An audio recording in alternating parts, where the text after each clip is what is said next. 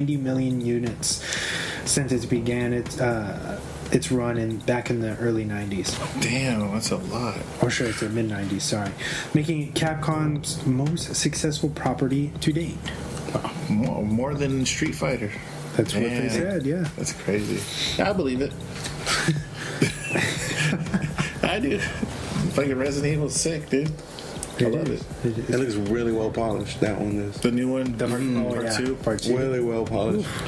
I like the fact that they took it and then they added like a different type of story. I looked it up on YouTube and started watching it, and I'm like, man, I'd be down to replay it again just because they added more depth to it than there already was. There were already a lot of depth. I don't have it, but I can feel like just watching the trailers and just small scenes. I'm like, oh, that's going to be a game to play.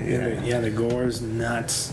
And of course they changed some things, so people who've played the original are still going to be are going to be kind of surprised and still happy. Is it the full game?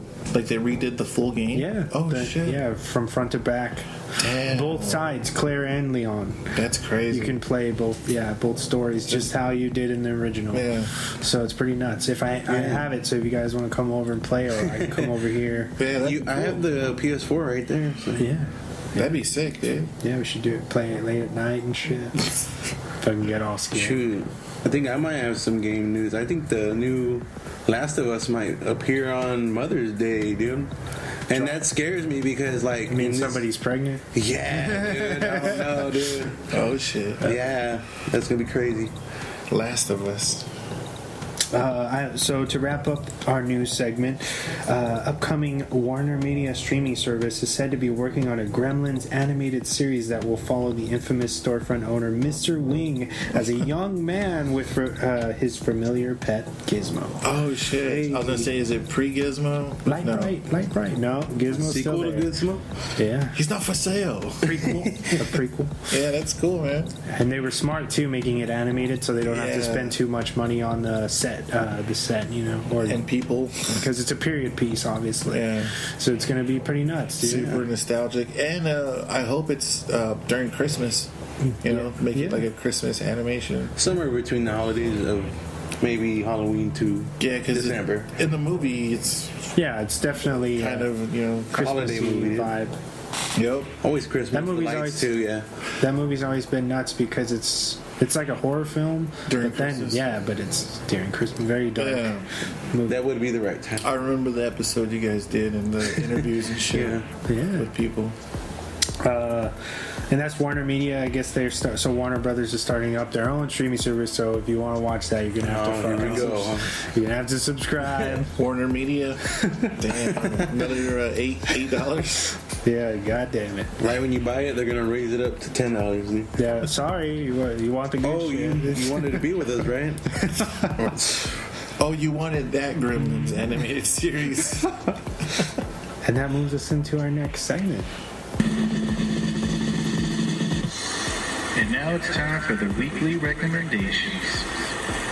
So who would like to go first? I'll go first. All right. I got two recs. So the first one is going to be the infamous Rumble in the Bronx with Jackie Chan.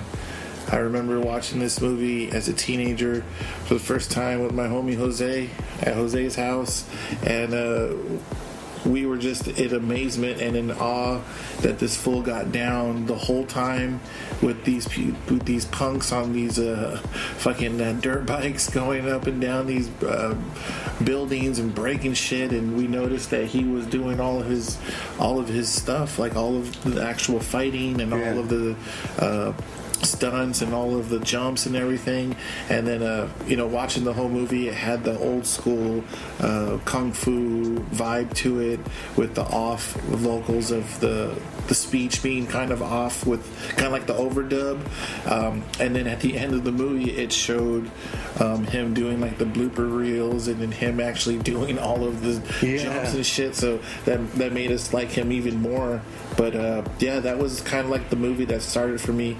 I found that movie and then went backwards, and then followed him from then on. So Jackie Chan's Rumble in the Bronx. That's my first one. Second one is Ip Man. I don't know if that one's already been a rec on here. No. It's for Danny Yen, a.k.a. Ip Man Choi.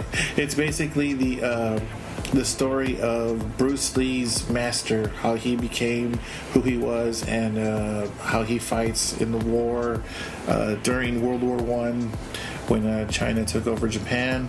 And basically it shows how he used his fighting technique to survive through those years and stuff. So it's really filmed very well, and it's fairly recent. I think it came out in 2015, 2014 or something like that. But yeah, so that's my second rec, Ip Man, and it has a really awesome scene where he fights 10 people at once.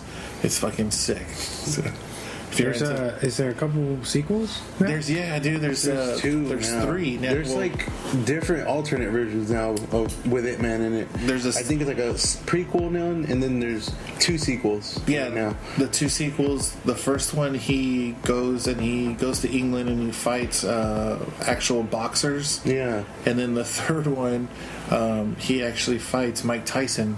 The third one. Yeah, I watched. Yeah. And then in I think the prequel one, he does more than the martial arts. He goes to school. He does all this stuff. He learns different languages. That's why he's so masterful. Yeah. He's just done a lot of things. Yeah, he's not just a fighter. He's very intelligent, and people downplay him like British people. In this movie, he fights a guy, boom, and then they're like, oh shit, they understand. Yeah, they're like, okay, and that one's a pretty good one too. And he a little double agent stuff happens because it's Japan and China, stuff it's kind of detailed about his life before that, becoming the first one. So the very first one I recommend, and then just follow it from there.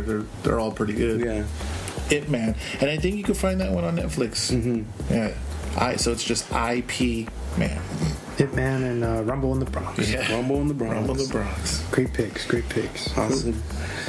And I think that's going to lead to me. Yep. It's, I have something that's... I'm going a different route. I'm going to recommend a little bit of comedy. It's going to be Cat Williams on Netflix, Pimp Chronicles Part 1, dude.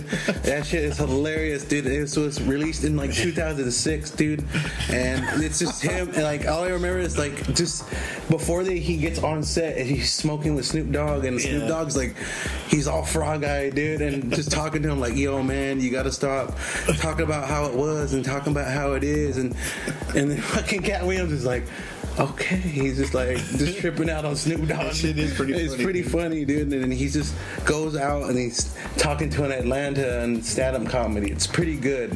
If you've never seen this, 2006, Cat Williams Pimp Chronicles Part 1. Have you seen him recently or what? Recently in his newest ones with I think he's wearing red. Well, did you hear about when that his fool fucking fought a 12-year-old? Yeah, I saw that video. You saw that shit. You saw the video.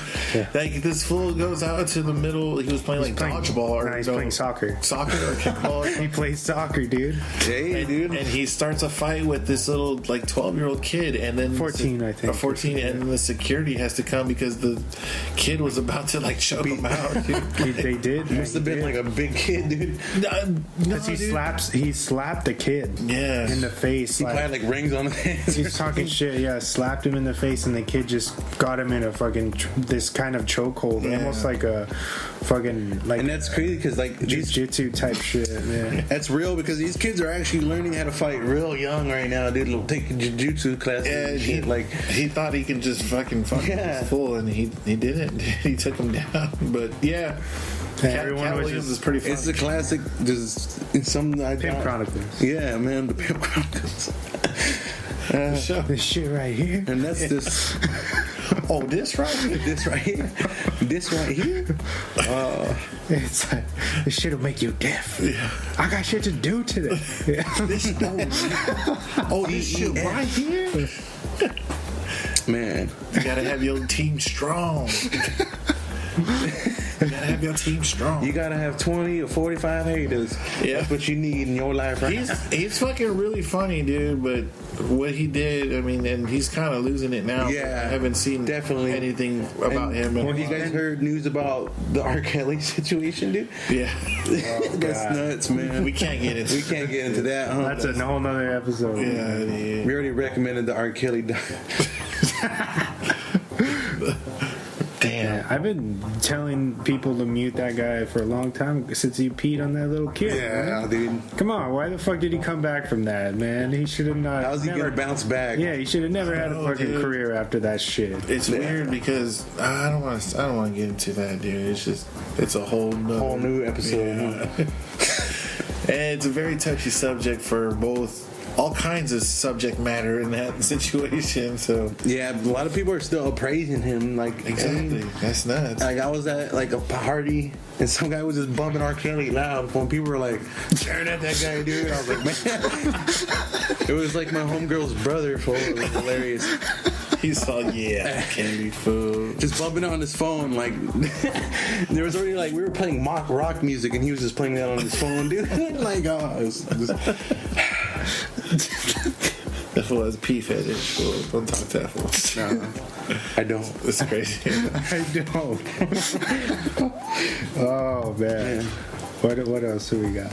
I think that's. And I think that'll lead it to you, Wes. Okay, that's so your just the one. Just for the you? one time. Cool, One time. One That's time. the one hitter quitter. Yep. Swing Cat and miss. Williams. Or swing and a home run. Yeah. All right. So I have two. My first one is Lords of Chaos. Oh shit! It's the film is a late 80s, early 90s period piece based around the beginning of the Norwegian black metal scene, as it follows the band members of the notorious group Mayhem, starring Roy Culkin, Emery Cohen, Jack Kilmer, and Sky Ferreira. This was actually directed by Jonas Akerlund, who directed one of your favorite films, Spun, right? When did that movie come out? Which one? The Lords of Chaos. It's out. It just came out. Okay, for sure. Yeah, like it's been out for maybe 2 weeks now. So Mayhem is the band who fucking. Yes. Okay. I know what you're gonna say. Yeah. I don't. Yeah, the spoiler alerts for the movie. Yeah. Yeah. But yeah. It's got a 68 on Rotten. I just watched it yesterday. I've been anticipating this because I've always thought that this band had a really fucking weird and interesting history, you know. And the fact that they started this whole kind of genre themselves in a lot of ways is pretty nuts. Yeah. And to see them kind of do this in a cinematic way, I thought it was really good, and a lot of scenes are very, very hard to watch, and they captured the kind of raw lifestyle, you know what I mean? Yeah. I know a lot of people. I've read that a lot of metalheads are hating on it, of course, and saying crazy shit about it. But for the most part, I think it's really good. It does what it set out to do, and it just feels very honest. So it's called Lords of Chaos. Check it out. It's not it's not released on Blu-ray yet, but you can get it. You can go see it in the theater. Oh shit! What's out right now? I think AMC actually picked it up, which is pretty impressive, and you can rent it on demand. Is there's still band members alive from this band, right? Yeah, I believe so. Yeah. Okay. Yeah. For sure. My next one is a HBO original film called OG. Oh shit! Which is pretty much on the other side of the spectrum from the last one. It's Louise Meekins is about to be released on parole after serving a 24-year sentence for a violent crime. As he tries to serve his last weeks in a quiet and peaceful manner, an inevitable decision begins to surface as Louise befriends a known gang member looking at the same prison time. The film stars Jeffrey Wright, William Fechner, and Otto Essenda, and it's got an 86 on Rotten. Jeffrey Wright is from what's the other Westworld. Okay. Yeah. Westwood. The guy's a fucking really good actor. This film, another raw, crazy film. It all takes place in prison, and it's not. They do not stray away from the reality of being in prison. It's just like being in the can. You know, it's very grimy, a lot of hard to watch stuff. Yeah. But it's a very heartfelt picture, and I also watched this just yesterday.